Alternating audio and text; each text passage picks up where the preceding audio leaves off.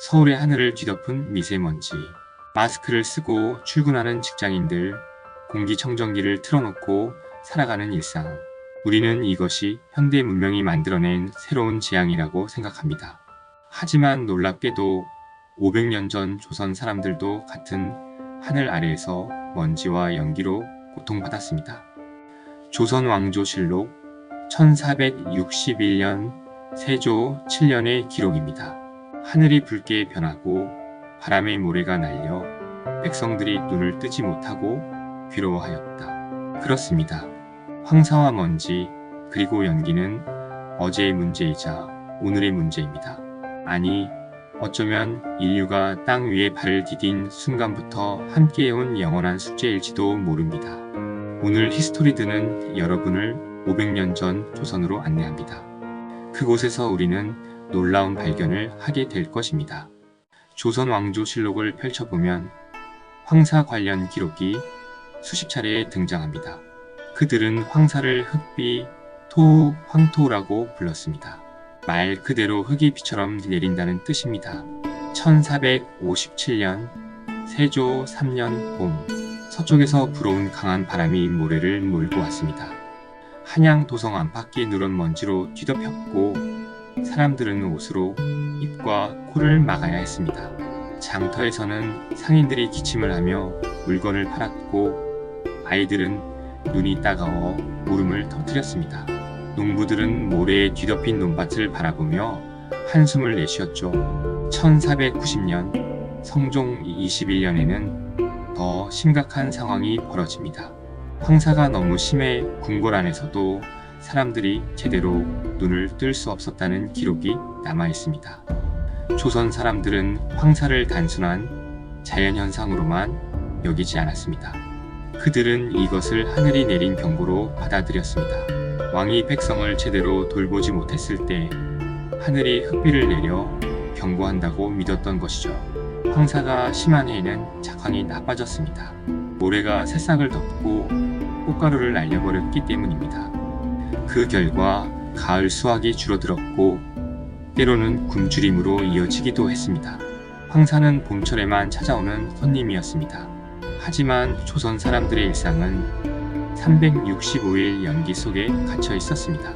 새벽 한양 도성 안 골목골목에서 연기가 피어오르기 시작합니다. 아궁이에 불을 지피는 연기입니다. 수만 가구에서 동시에 올라오는 연기가 도성 전체를 뒤덮었습니다. 대장간에서는 쇠를 달구며 시커먼 연기가 피어올랐고 주막에서는 음식을 만들며 기름 탄 냄새가 진동했습니다. 도공들이 모인 옹기마을에서는 가마를 돌리며 하루 종일 연기를 내뿜었죠. 실록에는 이런 기록도 있습니다. 궁궐 주변의 연기가 심하여 어전에까지 매캐한 냄새가 들어온다. 백성들의 삶은 더 열악했습니다. 좁은 초가집 안에서 아궁이 연기가 제대로 빠져나가지 못해 집안이 항상 매캐했습니다. 아이들은 눈물을 흘리며 옷으로 얼굴을 가렸고 노인들은 만성 기침에 시달렸습니다.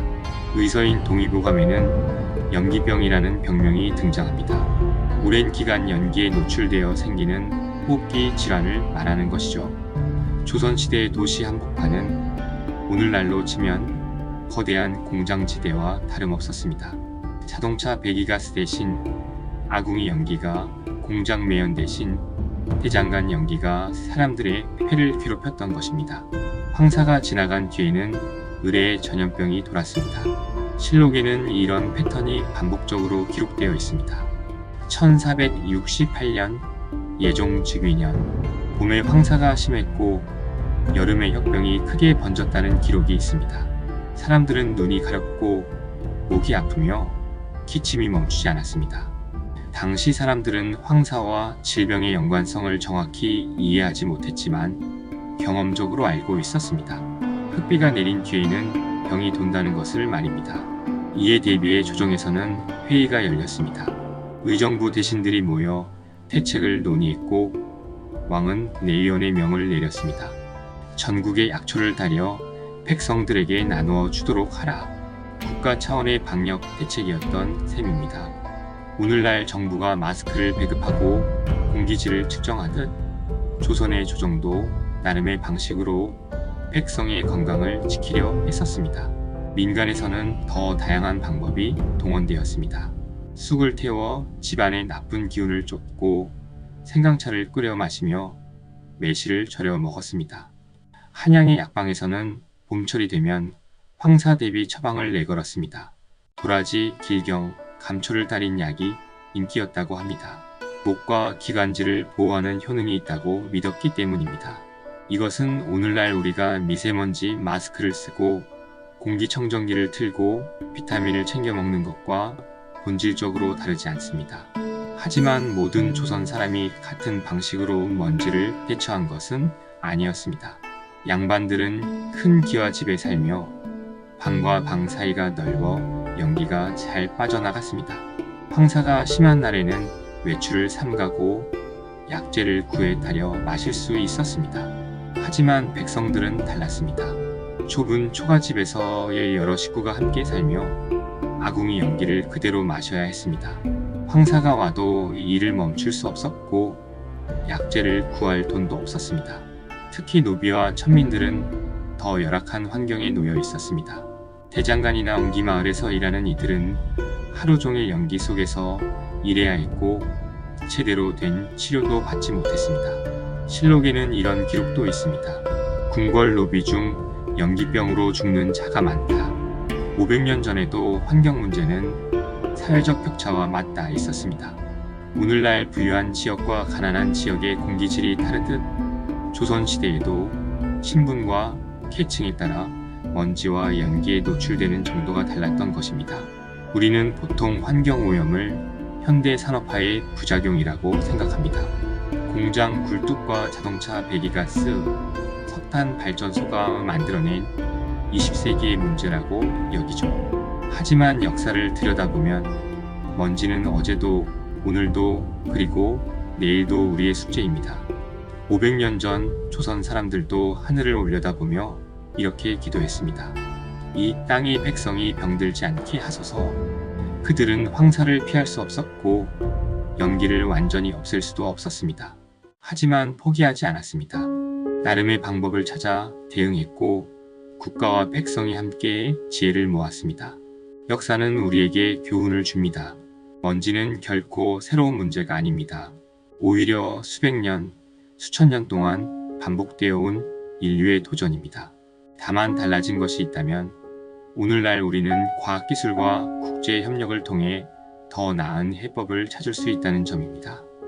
조선 왕조실록 속 황사 기록은 단순한 옛날 이야기가 아닙니다. 그것은 오늘날 우리의 현실과 겹쳐집니다. 서쪽에서 날아온 모래바람, 일상 속 연기와 오염, 전염병의 확산, 그리고 계층 간 격차. 500년이 지난 지금도 우리는 같은 문제와 씨름하고 있습니다. 하지만 우리에게는 희망이 있습니다. 역사를 통해 배우고 과거의 실수를 반복하지 않으며 함께 해법을 찾아갈 수 있다는 것입니다.